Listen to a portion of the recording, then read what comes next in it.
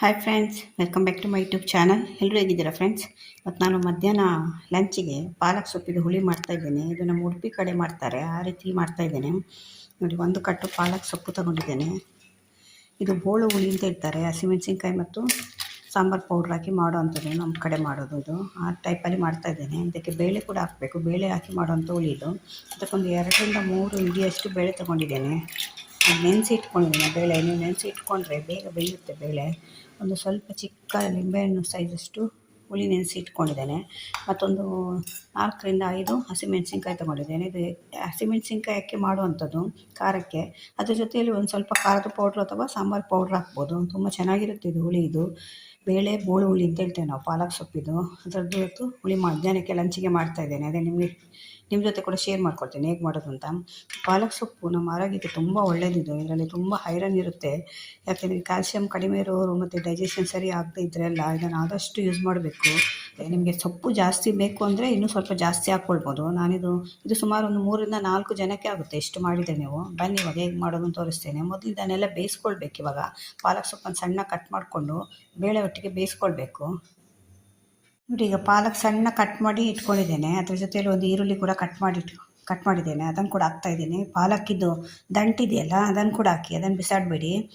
ಮತ್ತು ಇದು 4-5 ಹಸಿಮೆಣಸಿನ್ಕಾಯಿ ಕೂಡ ಸೀಲಿ ಇಟ್ಕೊಂಡಿದ್ದೇನೆ. ಒಂದು ಚಿಕ್ಕ ಪೀಸ್ ಶುಂಠಿ ಕೂಡ ಹಾಕ್ತಾಯಿದ್ದೇನೆ. ಇವಾಗ ಇದನ್ನು ಬೇಳೆ ಒಟ್ಟಿಗೆ, ನೋಡಿ ಬೇಳೆ ಕೂಡ ಕುಕ್ಕರಲ್ಲಿ ಹಾಕಿದ್ದೇನೆ. ಬೇಳೆ ಒಟ್ಟಿಗೆ ಎಲ್ಲ ಇದನ್ನು ಇವಾಗ ಬೇಯಿಸ್ಕೊಳ್ಬೇಕು. 4-5 ವಿಸಿಲ್ ಬರಬೇಕಿದು. ಚೆನ್ನಾಗಿ ಮಿಕ್ಸ್ ಆಗಿ ಬೇಯಬೇಕು ಬೇಳೆ ಮತ್ತು ಪಾಲಕ್ಕು. ಇದು ಬೇಯಿಸ್ಕೊಳ್ಳುವಾಗ ಇದಕ್ಕೊಂದು ಅರ್ಧ ಸ್ಪೂನಷ್ಟು ಅರಿಶಿಣದ ಪೌಡ್ರ್ ಹಾಕಿ. ನೀವು ಪಾತ್ರೆಯಲ್ಲಿ ಕೂಡ ಬೇಯಿಸ್ಕೊಳ್ಬೋದು. ಮತ್ತು ಕುಕ್ಕರಲ್ಲಿ ಬೇಯಿಸ್ಕೊಂಡ್ರೆ ಏನಾಗುತ್ತೆ ಅಂದರೆ ನಿಮಗೆ ಚೆನ್ನಾಗಿ ಬೇಯುತ್ತೆ ಅದು. ಮತ್ತು ಗ್ಯಾಸ್ ಕೂಡ ಸೇವ್ ಆಗುತ್ತೆ, ಟೈಮ್ ಕೂಡ ಸೇವ್ ಆಗುತ್ತೆ. 2-3 ವಿಸಿಲ್ ಬಂದರೆ ಸಾಕು. ನೋಡಿ, ಈಗ ಬೇಳೆ ಮತ್ತು ಪಾಲಕ್ ಸೊಪ್ಪು ಚೆನ್ನಾಗಿ ಬೆಂದಿದೆ. ನೋಡಿ ಹೇಗೆ ಬೆಂದಿದೆ ಅಂತ, ಈಗ ಕಾಣ್ತಾ ಇದೆ ಅಂತ. ಅದರಿಂದ ಅಲ್ಲಿ ಕುಕ್ಕರಲ್ಲಿ ಇಟ್ಟರೆ ನಿಮಗೆ 10-15 ನಿಮಿಷದೊಳಗೆ 3-4 ವಿಸಿಲ್ ಬಂದರೆ ಚೆನ್ನಾಗಿ ಬೆಂದೋಗುತ್ತೆ. ನೀವು ಪಾತ್ರೆಯಲ್ಲಿ ಇಟ್ಕೊಂಡ್ರೆ ತುಂಬ ಟೈಮ್ ತಗೊಳುತ್ತೆ ಮತ್ತು ಗ್ಯಾಸ್ ಕೂಡ ತುಂಬ ವೇಸ್ಟ್ ಆಗುತ್ತೆ. ಅದರಿಂದ ಕುಕ್ಕರಲ್ಲೇ ಬೇಯಿಸ್ಕೊಳ್ಳಿ. ಬೇಳೆ ನೆನೆಸಿ ನೀವು ಬೇಯಿಸ್ಕೊಂಡ್ರೆ ತುಂಬ ಬೇಗ ಬೇಯುತ್ತೆ. ಇವಾಗ ಇದಕ್ಕೆ ಹುಳಿ ಕೂಡ ನೆನೆಸಿ ಇಟ್ಕೊಂಡಿದ್ದೆ ಅಲ್ಲ, ಹುಳಿ ರಸ ಕೂಡ ತೆಗೆದಿಟ್ಕೊಂಡಿದ್ದೇನೆ. ನೋಡಿ, ಈಗ ಬೇಳೆ ಕುದಿಲಿಕ್ಕೆ ಇಟ್ಟಿದ್ದೇನೆ. ಇವಾಗ ಅದಕ್ಕೆ ನಾನು ಹುಳಿ ರಸ ತೆಗೆದು ಇಟ್ಕೊಂಡಿದ್ದೆ ಅಲ್ಲ, ಅದನ್ನು ಕೂಡ ಹಾಕ್ತಾಯಿದ್ದೇನೆ.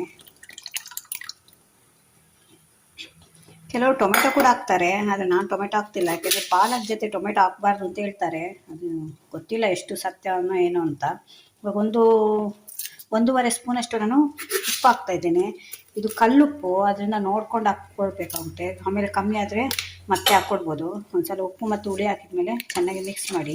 ಅರಿಶಿನ ನೀವು ಬೇಕಾದರೆ ಮತ್ತೆ ಹಾಕ್ಕೊಳ್ಳಿ. ಯಾಕೆಂದರೆ ನಾನೀಗ ಹಾಕ್ತಿಲ್ಲ. ಯಾಕೆಂದರೆ ಅದು ನಾನು ಬೇಯಿಸ್ಕೊಳ್ಳುವಾಗ ಅರಿಶಿನ ಹಾಕಿದ್ದೆ, ಅಷ್ಟೇ ಸಾಕಾಗುತ್ತೆ. ಕಲರ್ ಬಂದಿದೆ ನೋಡಿ ಹೇಗೆ ಎಲ್ಲೋ ಕಲರ್ ಕಾಣ್ತಿದೆ ಅಂತ. ಅದರಿಂದ ಅಷ್ಟೇ ಸಾಕಾಗುತ್ತೆ. ಇದೊಂದು ಸ್ವಲ್ಪ ಕುದಿಬೇಕು. ಉಪ್ಪು ಹುಳಿ ಹಾಕಿದ ಮೇಲೆ ಚೆನ್ನಾಗಿ ಒಂದು ಸ್ವಲ್ಪ ಕುದಿದ ಮೇಲೆ ನಾವು ಸಾಂಬಾರು ಪೌಡ್ರ್ ಹಾಕಬೇಕು. ಇಟ್ಟಿದ್ದೆ, ಅದು ನೋಡೋಣ, ಕುದೀತಾ ಇರುತ್ತೆ. ಎಷ್ಟು ಕುದಿ ಬಂದರೆ ಸಾಕು. ಕುದಿ ಬರ್ತಾ ಇದೆ ನೋಡಿ. ಇವಾಗ ಕುದಿ ಬರ್ತಾ ಇರುವಾಗ ಇದಕ್ಕೊಂದು ಪೀಸನ್ನಷ್ಟು ಬೆಲ್ಲ ಹಾಕ್ತಾಯಿದ್ದೇನೆ. ಬೆಲ್ಲ ಬೇಡ ಅಂದರೆ ಸ್ಕಿಪ್ ಮಾಡ್ಕೊಳ್ಳಿ, ಆದರೆ ಬೆಲ್ಲ ಹಾಕಿದ್ರೇ ಚೆನ್ನಾಗಿರುತ್ತೆ. ಏಕೆಂದರೆ ಹುಳಿ ಉಪ್ಪು ಖಾರ ಎಲ್ಲ ಇದ್ರೇ ಒಂದು ಯಾವುದೇ ಮಾಡಿದ್ರು, ನಾವು ಹುಳಿ ಮಾಡಿದ್ರು ಹುಳಿ ಉಪ್ಪು ಖಾರ ಎಲ್ಲ ಇರಬೇಕು. ಅದು ಚೆನ್ನಾಗಿ ಮಿಕ್ಸ್ ಮಾಡ್ಕೊಳ್ಳಿ.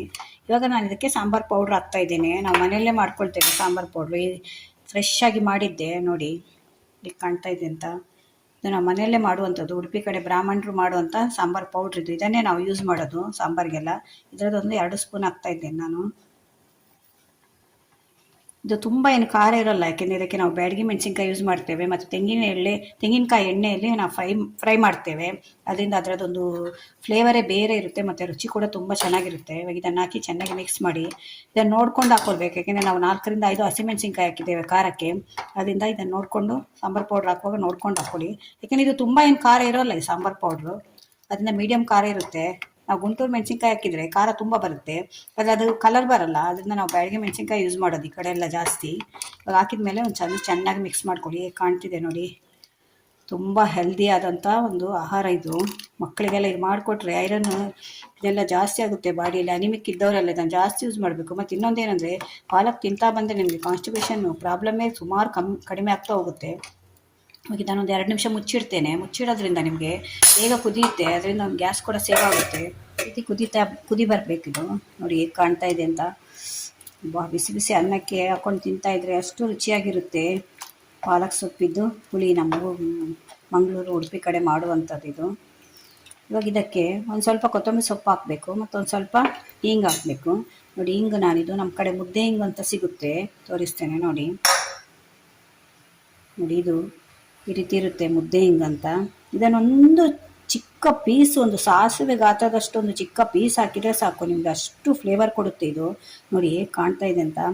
ಅದರಿಂದ ಪೌಡ್ರ್ ಹಿಂಗಿದ್ರೆ ನೀವು ಪೌಡ್ರ್ ಹಿಂಗೆ ಹಾಕ್ಕೊಳ್ಬೋದು. ಇದು ಸಿಗಲಿಲ್ಲ ಅಂದರೆ ಮುದ್ದೆ ಹಿಂಗು ಅಂತ ಕೇಳಿ ನೋಡಿ, ಉಡುಪಿ ಕಡೆ ಸಿಗುವಂಥ ಮುದ್ದೆ ಹಿಂಗು ಅಂತ ಖಂಡಿತ ಸಿಗುತ್ತೆ. ಅಷ್ಟು ಒಳ್ಳೆ ಪರಿಮಳ, ಅಷ್ಟು ಚೆನ್ನಾಗಿರುತ್ತೆ ಇದು. ಇದು ಹಾಕೋದ್ರಿಂದನೇ ಒಂದು ಫ್ಲೇವರ್ ಬರುತ್ತೆ ನಿಮಗೆ. ನೋಡಿ ನಾನು ಕಲಸಿ ಇಟ್ಕೊಂಡಿದ್ದೇನೆ ನೋಡಿ, ನೀರಲ್ಲಿ ಕಲಸಿ ಹಾಕಬೇಕು ಮಾತ್ರ. ಮುದ್ದೆ ಇರುತ್ತಲ್ಲ ಅದು ನೋಡಿ, ಅದನ್ನು ಹಾಕಬೇಕು. ಮತ್ತೊಂದು ಸ್ವಲ್ಪ ಇವಾಗ ಕೊತ್ತಂಬರಿ ಸೊಪ್ಪು ಹಾಕ್ತೇವೆ. ಇದನ್ನೆರಡನ್ನು ಲಾಸ್ಟಲ್ಲಿ ಹಾಕಬೇಕು, ಯಾಕಂದರೆ ಇದೆರಡು ಹಾಕಿದ ಮೇಲೆ ತುಂಬ ಕುದಿ ಬರಬಾರ್ದು. ಒಂದೆರಡು ಕುದಿ ಬಂದ ಮೇಲೆ ಆಫ್ ಮಾಡಿದರೆ ನಮ್ಮದು ಹುಳಿ ರೆಡಿ ಆಯಿತು, ಪಾಲಕ್ಕಿದ್ದು.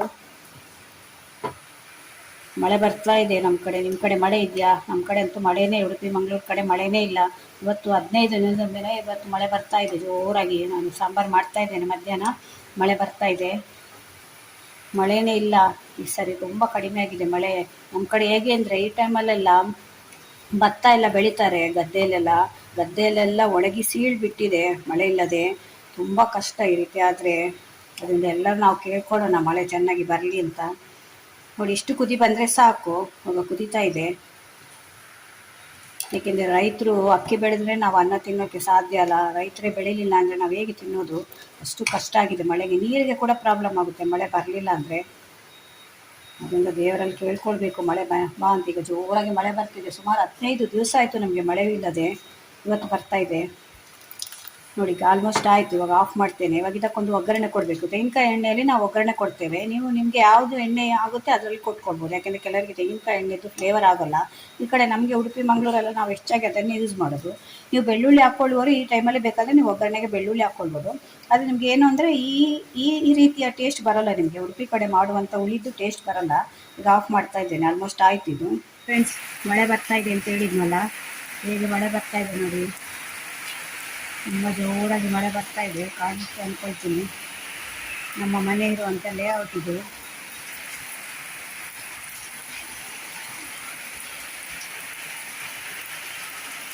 ತುಂಬ ದಿನ ಆದಮೇಲೆ ಇವತ್ತು ಮಳೆ ಸುರಿತಾ ಇದೆ.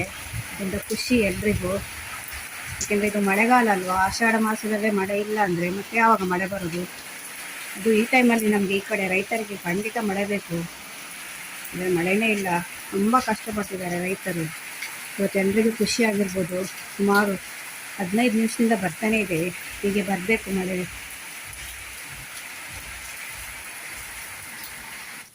ಈಗ ಒಗ್ಗರಣೆ ಹಾಕಲಿಕ್ಕೆ 1 ಸ್ಪೂನಷ್ಟು ತೆಂಗಿನಕಾಯಿ ಎಣ್ಣೆ ಇಟ್ಟಿದ್ದೇನೆ. ಸ್ವಲ್ಪ ಎಣ್ಣೆ ಬಿಸಿ ಆದಮೇಲೆ 1 ಸ್ಪೂನ್ ಸಾಸಿವೆ, ಉದ್ದಿನಬೇಳೆ ಮತ್ತು ಜೀರಿಗೆ ಹಾಕ್ತಾಯಿದ್ದೇನೆ. ಮತ್ತೊಂದು ಸ್ವಲ್ಪ ಕರಿಬೇವು. ಇದು ನಾವು ಮನೆಯಲ್ಲೇ ಬೆಳೆದಂಥ ಕರಿಬೇವು, ಈಗೇನು ಫ್ರೆಶ್ ಆಗಿ. ಈ ಕರಿಬೇವು ನಾವು ಆದಷ್ಟು ಯೂಸ್ ಮಾಡ್ತೇನೆ, ನೀವು ಕೂಡ ಆದಷ್ಟು ಯೂಸ್ ಮಾಡಿ. ತುಂಬ ಒಳ್ಳೆಯದು ಸ್ಕಿನ್ನಿಗೆ, ಕಣ್ಣಿಗೆ ಎಲ್ಲ.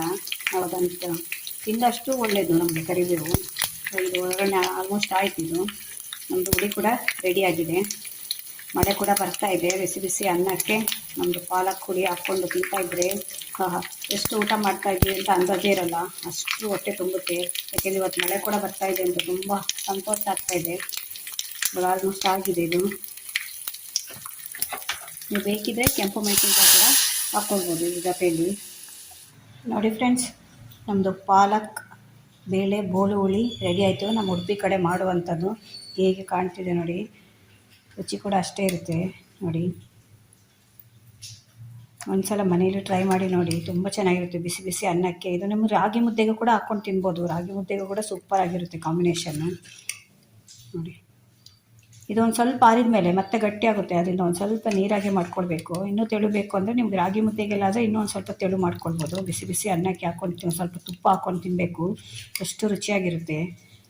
ಮಳೆ ಬೇರೆ ಬರ್ತಾ ಇದೆಯಲ್ಲ, ಈ ಟೈಮಲ್ಲಿ ಹಾಕ್ಕೊಂಡು ತಿಂದರೆ ಹಸಿವು ಇನ್ನೂ ಜಾಸ್ತಿ ಆಗುತ್ತೆ, ಇನ್ನೂ ತಿನ್ನಬೇಕು ಅನಿಸುತ್ತೆ, ಅಷ್ಟು ಚೆನ್ನಾಗಿರುತ್ತೆ. ಒಂದ್ಸಲ ಟ್ರೈ ಮಾಡಿ ನನಗೆ ಕಮೆಂಟಲ್ಲಿ ಹೇಳಿ ಫ್ರೆಂಡ್ಸ್ ಹೇಗಿತ್ತು ಅಂತ.